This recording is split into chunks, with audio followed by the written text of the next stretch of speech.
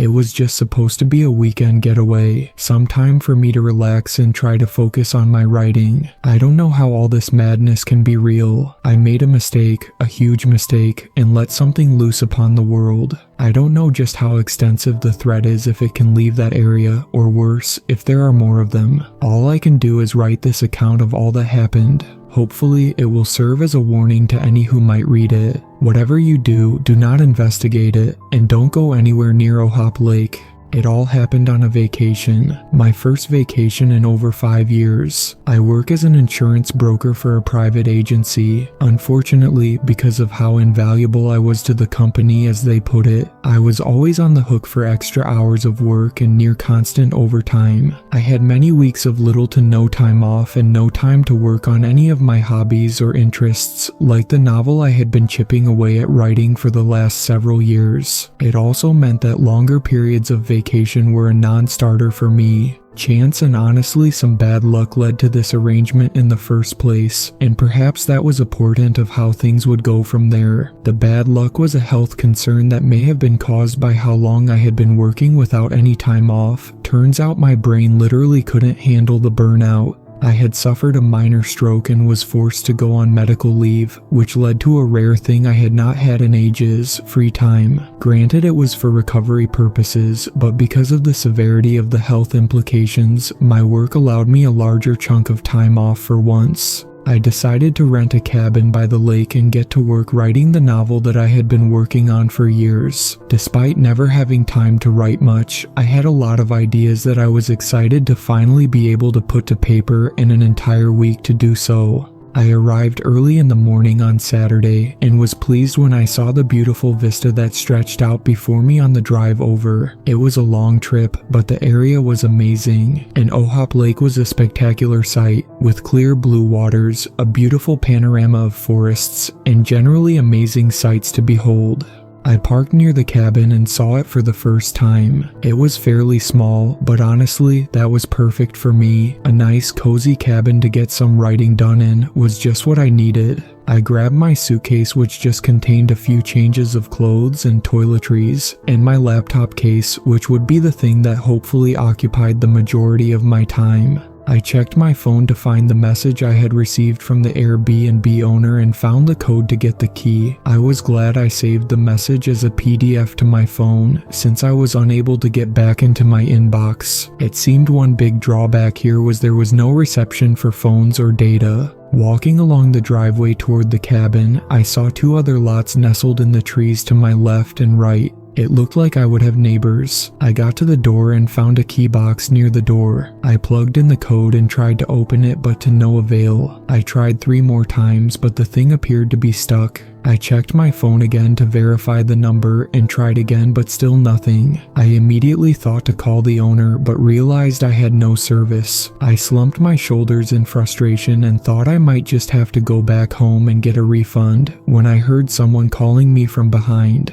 "Excuse me, I think you need to hold the last button down while you pull on the latch. Their box keeps getting stuck, and I have seen guests leave before because they couldn't get in." I was so flustered I did not even think to say hello, but just robotically plugged in the numbers one last time, and did as they had instructed, and the key box opened just fine.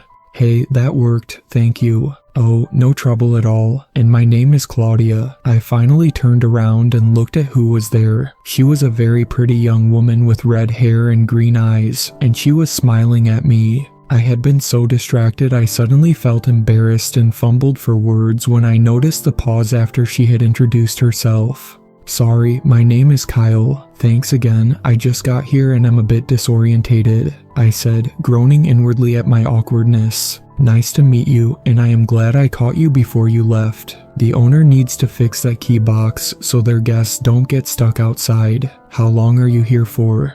"Just a week. I am taking a little vacation to work on some writing," I replied. You are an author. How exciting. Have you written anything I might have read? She asked with a gleam in her eyes. I was taken aback by her genuine interest. I blushed a bit and told her, "No, not a professional. I am just working on a first draft of a novel idea while I am taking some leave from work." "Oh, okay, still very cool. If you need anything to help, get settled in, or just want to talk about books, I am just over there." She pointed to the house partially obscured by the heavy line of trees that sat to the left of my rental. "That's great. I may take you up on that if I get cabin fever or writer's block. It's nice to have such a friendly face to greet me here, and thanks again for help with that lock." I responded with a smile. Claudia waved goodbye to me and went back along the driveway towards her cabin. I waved back at her and was happy that she had been there. I didn't know if I would have the courage to invite her over as she had insinuated, but it was nice daydreaming as much. I opened the door and proceeded into the cabin with my luggage in tow. The cabin was a bit musty inside. I was not sure how long it had been since the last guest was here, or indeed how often it was cleaned. It was not strictly dirty, just a little dingy and dusty, like the space had not been disturbed in some time by guest or owner. There was a nautical theme in all the decor. On the walls and furniture were pictures of fishermen, sea creatures, and boats. I thought it was a little on the nose, but cute. Moving further into the cabin, I saw a small bathroom where I dropped off the few toiletries I had brought. There was a bedroom off to the left of the hall and a small kitchenette straight ahead. Finally, there was a small living room to the right with a fireplace and chair and sofa, and through the glass sliding doors was a patio with a stunning view of the lake, which I knew at that second would be where I wanted to do my writing. I opened the sliding doors and was greeted by a soothing breeze flowing in from the coast of the lake. I felt better already, and I left my suitcase on the floor in the living room, took my laptop and placed it on the patio table, and sat down to get to work on my novel. It felt like no time had passed, and if it had not been for the orange gleam of the setting sun, I would not have known just how much time had passed. I had been sitting here almost all day with hardly any breaks. I realized I was starving and knew that as nice as my focus was on my book, it was also a bad habit from the work grind. To be so hyper-focused, I forgot to take breaks. Now that I was going to be losing natural light soon, I resolved to get something to eat. I realized I had forgotten to pack any food, so I searched through the kitchen to find something. There was not much to speak of, just some canned soup and a box of soda crackers. I figured that would suffice, and tomorrow I would drive back the few miles towards the nearest town that I had seen a grocery store in. As I was eating my soup in silence, my eyes drifted towards the lake. The sight was amazing, and it looked like the sun was sinking down into it as the rest of the daylight receded from view. I sat there contented by my progress for today and looking forward to the rest of my vacation. I was about to get up and head to the living room to grab my luggage when I saw a large gout of water, almost like a miniature cyclone, appear near the center of the lake. Almost as soon as it appeared, it vanished. I rubbed my eyes in disbelief and wondered what I had just seen. As I continued to look on, I thought I saw a strange mist coming off of the water, and there was an incredibly brief flash of light in the air near where I saw the ascending moon. It was a very mysterious and captivating sight, but also slightly disturbing, and I did not know what to make of it. I decided not to worry about it and write a bit more in the living room before going to bed.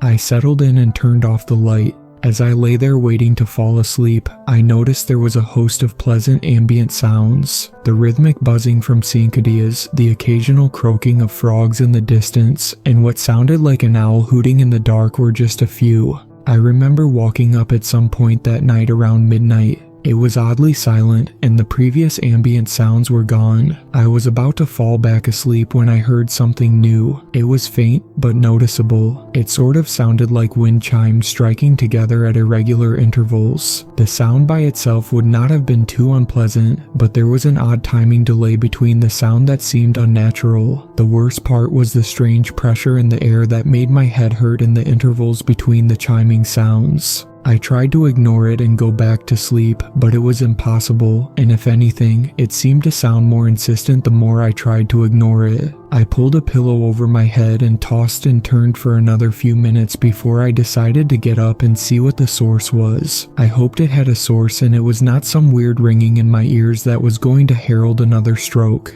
I was supposed to be taking it easy, but today almost felt like a workday with how much writing I did. Despite the concern, my curiosity won out, and I set out to find the source of that strange sound.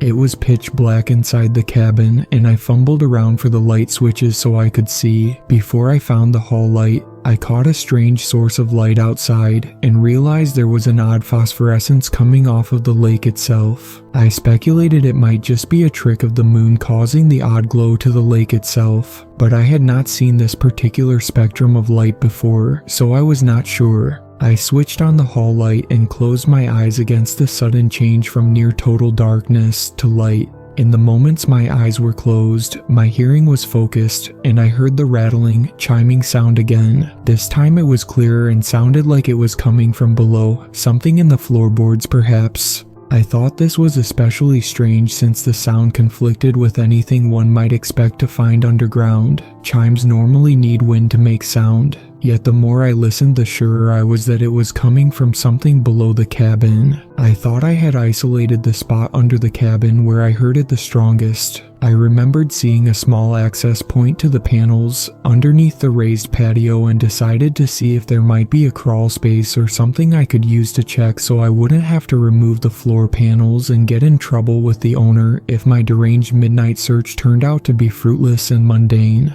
I stepped outside and was assailed by a bitter chill in the air. I regretted not having put my coat on, but I realized I had left it in the car, so I hurried over to the area by the patio, and to my luck, after shifting a small panel over, I found a crawl space I could use to climb under and check. As I was about to head in, suddenly I fell back and almost jumped out of my skin when I was surprised by a small family of deer that were standing nearby, shockingly close to where I stood. I had no idea how they were this close without being frightened off, but they looked like they were in a sort of weird trance and didn't seem to care about me. Maybe they heard the sound too. I bent down and pushed myself into the crawl space. The sound was getting very loud now, almost as if it picked up speed and volume just by me getting closer to it. I started regretting the small adventure when I slowly crawled through a damp, frigid tunnel of old spiderwebs and rotten detritus from whatever things chose to live under the cabin here. The sound was practically hammering in my head now, and I was concerned that the audible assault might cause actual harm to me. I had come too far at that point though, and after searching and scratching through the darkness, I felt something different. It felt like a small box of some sort. It was very surreal. The box felt warm to the touch, and as I grasped it, the chiming sound that was so insistent I thought my head might burst, completely stopped. I started to crawl backward and out of the crawl space to get a better look when I realized the faint pulsing was not gone entirely. It had quieted down when I touched it, but was slowly coming back to life now. By the time I emerged from the crawl space and dusted myself off, the chiming was back. I brought it under a light so I could see what I was dealing with. It was a strange-looking box with very impressive hand-carved designs of various sea creatures and a hook and clasp that seemed to be made out of some sort of marine life teeth, maybe even a shark or something. It seemed to be hand-carved out of some sort of ivory, though the color and texture seemed slightly off, and I couldn't place exactly what it was made out of. I unclasped the small hook and tooth and the lid opened slowly, revealing a strange object. It looked like some sort of tuning fork, but it was made out of a substance that looked like it was a composite of both alloy and natural sea coral. The item was fascinating, and I wondered who had put it down here and why. Also, why was it making that odd sound? It had a chime to it, but I had no idea what force had enabled it to make that sound. I figured I would reserve further investigation until I got back into the cabin. I walked away from the patio back towards the front door. Almost as soon as my back was turned to the lake, the object started letting out an unbridled buzzing, humming chime that made my teeth hurt with its intensity. I turned around and felt an odd compulsion to be rid of the thing, but I noticed as I walked back the other way toward the patio, the intensity lessened, and the chime became softer and more soothing as I walked in that direction. This behavior was very strange, and I soon realized that somehow this small object was changing its sound and frequency depending on how close or far away it was from the direction of the lake. I tested the theory one more time, and sure enough, when I walked away from the water it whined and protested, and when I walked towards it, it only emitted a soothing chime. The thing was fascinating. It functioned like some sort of divining rod, but how it produced those sounds I could not determine. I was so tired I stepped inside and thought I might be able to deal with it tomorrow, but sure enough, even when left outside on the patio, it still chimed endlessly as if wanting to go towards the water. Then I made a fateful choice and decided to take the thing and walk towards the lake. As I got closer, the pleasant chiming sound continued. There was also an odd pulsing feeling I noticed while holding it. The thing felt unnervingly like some sort of heartbeat. I finally reached the water's edge and the strange device was thrumming with unseen energy. I noticed new sensory evidence now as well. The thing was glowing with a faint lambent light. I looked up from the object in my hands and out toward the lake. To my shock, I noticed the same light coming off of the lake's waters. I started to feel worried about holding this strange thing. Maybe it was some sort of radiation, and I was going to get sick from it. This type of glow can't be natural. My mind raced with other concerns like the weird sound, the pulsing motion, and every other strange thing that had happened in the last hour. I stood motionless by the water's edge, considering the abnormality of the situation, when something snapped me out of the trance I was in, and I realized I didn't like the idea of having this thing so close to the water. I turned around and started to walk away when I slipped on a patch of mud and fell face first to the ground. The tuning fork fell from my hands and with a chiming sound struck the ground and proceeded to slide into the water. Standing up quickly, I dove forward trying to recover it, but despite its initial lack of inertia, the waters had somehow swept it deep into the lake, and I saw its glowing pulsing form gliding through the water into the deepest part of the lake. I observed the ethereal spectacle from the shore as the odd little key drifted quickly through the water, never ceasing to chime and pulse with brilliant light. When it neared the center of the lake, I thought it would keep drifting, perhaps to the other coast. Yet somehow it stopped completely. It floated there motionless, only visible because of the light it continued to emit. Then there was a sound like an avalanche and the terrible splitting of rock, almost like the tectonic plates of the earth itself were shifting into a subduction zone. The light faded from view, and the lake was quiet again. I did not know what the hell I just witnessed. The bizarre little trinket was gone, consumed by the lake. Why had the light faded and that strange sound stopped? Confused and disturbed by what I had seen, I sat by the lake in stunned silence for a while. Eventually, I decided I could not make any sense of it at this time and went back to the cabin to get some rest. I had a fitful sleep that night when I finally did manage to get back to sleep. I dreamt about the bizarre lights in the lake and the strange chiming tuner I had found. Something felt wrong about it, and I felt like I had somehow made a huge mistake in dropping it into the glowing waters of the lake. I never used to put much stock in dreams of divination, but now I know just how right I was to be afraid. I woke up sometime in the late morning and tried to get my bearings. I felt awful and knew I hadn't slept enough, but I couldn't sleep in anymore despite trying to, so I resolved to embrace it and make a pot of coffee in the kitchen to sort out my mental fatigue. As I was headed to the kitchen, there was a knock at my door. I wondered who it could be and thought it might be Claudia checking up on me. I tried to swipe my hair back to look more presentable, but I knew without a mirror's help that I looked like hell after last night. I dreaded answering the door, but couldn't think of an excuse, so I summoned my courage and threw the door open, waiting for her judgment. It never came though, as a short man with white hair and large round glasses was looking at me with a rather serious expression. After a brief and judgmental look at me, the man cleared his throat and spoke. "Excuse me, sir. I know you are a guest here at this cabin, but I have to ask, did you see or hear anything strange last night? Because I found something awful between our two cabins this morning that I think you should see." He paused and readjusted his glasses. "My apologies. My name is Thomas. I live next door. I needed to warn you since I saw that this place was being rented again." I introduced myself, and as I was speaking, I noticed his eyes glancing back and forth, but particularly at an area near the cabin's patio. "Well, I guess it's better if you see for yourself." He gestured to me to follow him, and I complied. We walked about halfway down the trail to the shore that was between the cabin and this man's house, and as we got closer to a small line of trees near the shore, we stumbled upon a shocking sight. It was the slaughtered remnants of what looked like several deer. They had been completely torn apart. There was blood everywhere and fragments of fur and bone scattered all around in a savage example of unmitigated brutality. I did not know who could have done this. No animal would be so wantonly brutal that I knew of. As I stood there taking in the grisly sight, Thomas spoke again.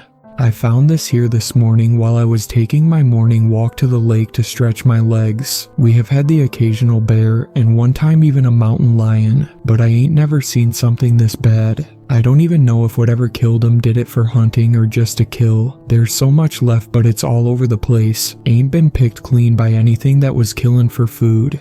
I was so shocked that I barely heard everything he said. This was the same group of deer that I saw last night. Had whatever killed them been so close to the cabin? My thoughts raced as my fears compounded. "You okay there, mister?" Thomas said, sounding concerned. "I am sorry, you are right, this is terrible. I did not see any animals last night besides these deer, and they seemed fine at the time." I decided not to mention the bizarre sounds and lights from the lake and the incident with the object since I was doubting all that had occurred myself and was not 100% sure it was not a dream. "Alright fella, you just be careful. Whatever got those deer did not leave a trace, and something that brutal that can kill that quick and that mean is not to be trifled with, you understand?" I nodded my head and thanked him for his concern, and he left back up the trail looking left and right in a partially paranoid mania that I couldn't blame him for. I felt it was a very concerning coincidence that these animals could be mutilated the same night all that madness with the chiming object and glowing lights occurred. Whatever it was, I didn't like it. I was just about to head back inside myself when Claudia called out to me and waved for me to wait in the distance. I met up with her and she had a look of surprised concern as well. "Yeah, Tom gave us the same warning. Really scary that whatever it is so violent and territorial. I don't even know if I'm going to tell my Aunt Carol. She loved that family of deer and will be heartbroken that they are gone."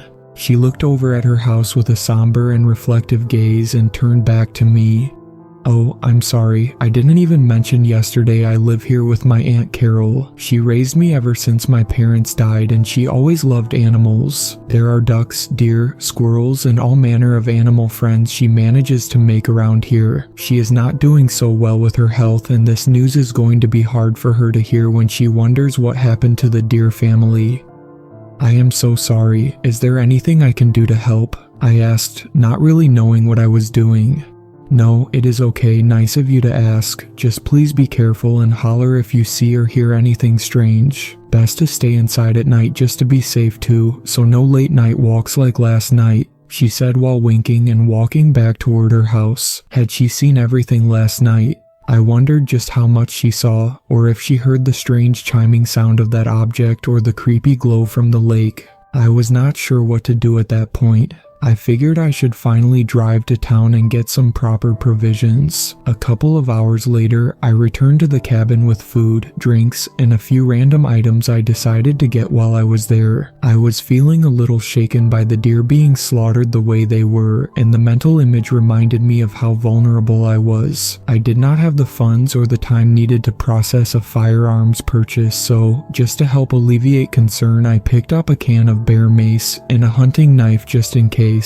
I also picked up a few vanity items like a pocket mirror since I found myself fussing over my appearance more than I thought I would on this trip. I had to admit that I was at least indirectly trying to impress Claudia, so I picked up the mirror, a comb, and a few other things to try and spruce myself up. I went inside and tried to get a few hours of writing in before nightfall. I was having a hard time concentrating and my mind kept drifting to that bizarre light in the lake. I wanted to know what was really going on here. That couldn't have just been my imagination. I was not making any progress, so I decided to call it a night early and hopefully get some decent sleep since it had been so hard to settle down last night. I managed to nod off pretty quickly, but after a few hours, I was woken up by a terrible scream. I jumped out of bed with a start, nearly falling over in the scramble in the darkness. It was odd how ready I felt, almost as if subconsciously I was expecting something to happen. I raced outside with a flashlight and bear mace, wearing only my boxers and a t-shirt.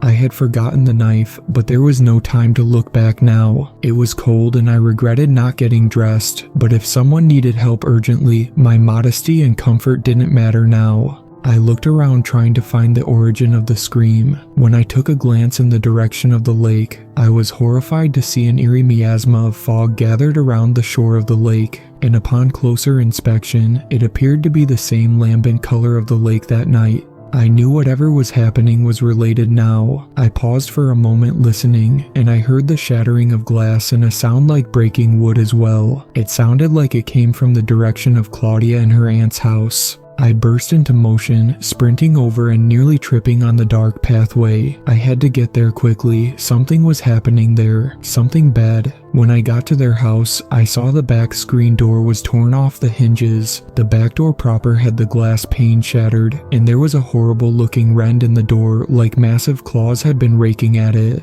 I gripped the bear mace tighter in hand and suddenly felt that it wouldn't be enough for whatever this was. Summoning my courage, I stepped in. As I set foot in the house, my head began ringing and my teeth almost started chattering from the thrum of energy and the weird arcane feedback of whatever was in here with us. I wondered where Claudia or her aunt could be. No response was forthcoming, but I heard something else, something far worse. It sounded like a giant was stomping along and dragging its feet. Some monstrous bulk was moving in the house as well, and I fell back, pressing myself against a wall in the darkness. I thought I heard something upstairs move, and I held my breath as I peeked around the corner just in time to see a table launched at a wall with a crash. I winced at the explosive destruction on display. When I took another look, the room was darker, and I saw an overhead light fixture was on the floor, demolished. I held my breath and watched, or I should say listened in stunned silence as I realized the thing was still in there. I could hear it, but not see it.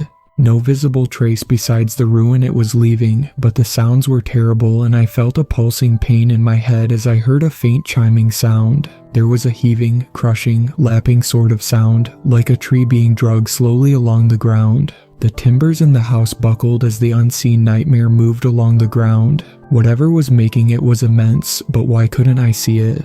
My mind was racing and I knew I had to do something. I was terrified to proceed, but I had to try and see if Claudia and her aunt were safe, and even if I could just distract that thing, whatever it was, it might give them time to escape. My planning was cut short when another sound came from upstairs, and I heard a smashing charging sound and the banister on the stairs cracked off from some tremendous force. I swallowed hard and rushed from round the corner up the stairs after the unseen nightmare. I arrived just in time to hear Claudia screaming. She was wailing and crying, and I could see why when I reached the top of the stairs and moved down the hall to see a bedroom where they had likely been hiding. Claudia was huddled in a corner of the room and watching as some invisible force tore an older-looking woman who must have been her aunt apart.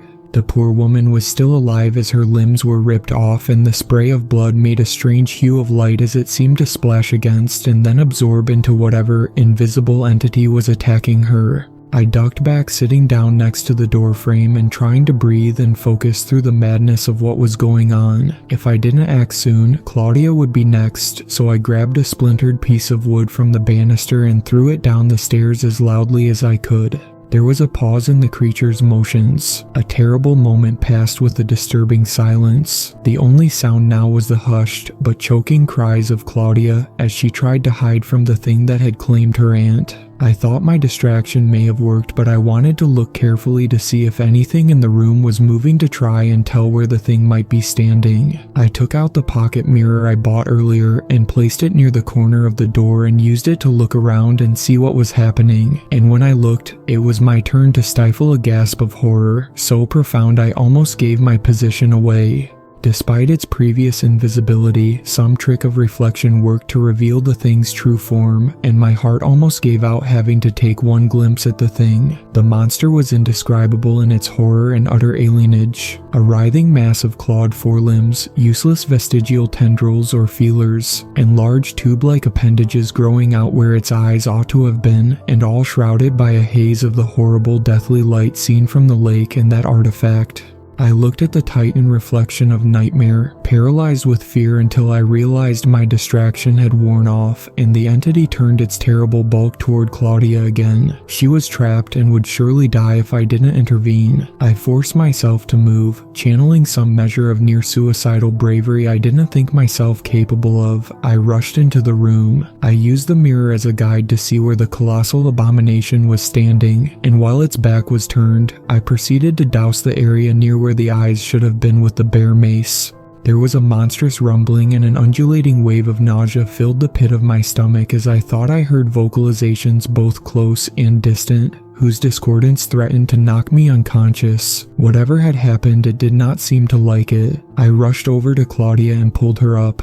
"We need to leave now," I shouted at her, trying to get her to move. It seemed to have worked, and I had knocked her out of her catatonic terror. "Where did it go? What is it?" "It killed Auntie Carol," she said in something still near total shock. "It is still here. We need to run now. Hurry." To accentuate my point, a crashing smack was heard as a bookshelf was obliterated off the wall, with no point of origin being seen for the destruction. We raced along the edge of the room, giving the last area I saw the thing a wide berth. All the while, the rumbling sound began to fade. I didn't know if that meant it was recovering from the bare mace and would see us again.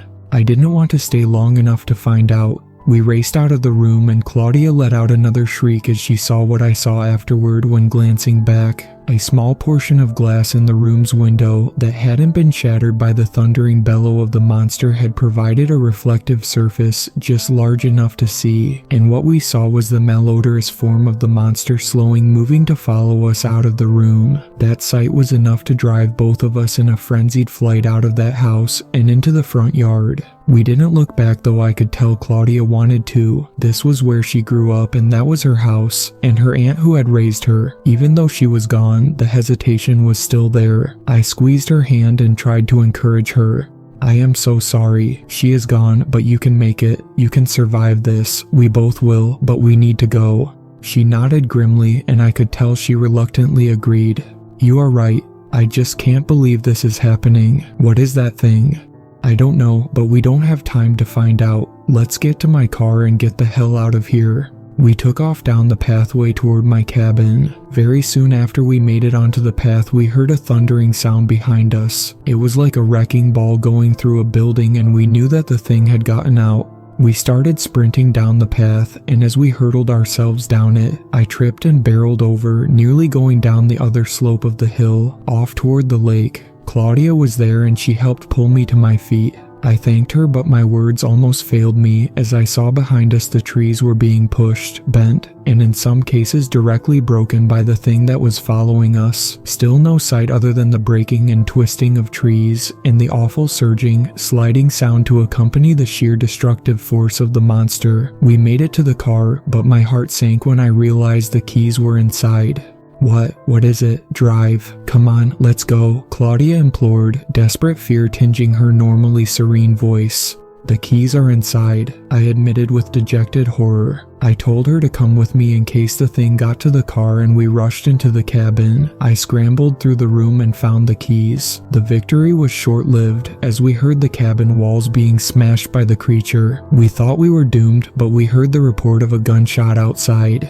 The monster abandoned its siege of the cabin, and the slamming sound ended, but was followed up by 3 more shots and then yelling. I grabbed the keys and we rushed out of the door in time to see Thomas suspended in the air by some invisible force firing his rifle at something below where he was being held up in the air. "Go, just go, save yourselves," Thomas yelled in desperation. He looked like he was going to try and say something else, but we watched on in utter horror as his head was separated from his body. Claudia screamed again, and I took her hand, and we rushed back to the car. I hit the ignition and peeled out of the driveway. Against my better judgment, I took one look back in the rearview mirror and saw something that will live on in my nightmares forever. I saw the entire terrible view of the lake in the rearview mirror. It was glowing and shimmering with the hellish light and appeared to be spreading onto the land as well now. The maddening sight was accompanied by a rumbling tremor of the creature's sounds which still echo in my mind. And in our desperate flight from that place on unendurable madness, the engine seemed to fire in time with a soft eerie chime. Claudia and I drove into the morning till we almost ran out of fuel. We didn't know what to do. We didn't know what to say. We were alive, but for how long? What had been unleashed at Ohop Lake? And was it over? We have heard no news from the area, but we don't know what that means yet. Had it returned to its slumber in the lake? Or is its horrible rampage only just beginning? All I can tell you is this: if you are going on a vacation, please be careful, and please for the love of God don't go to Ohop Lake. Stay safe.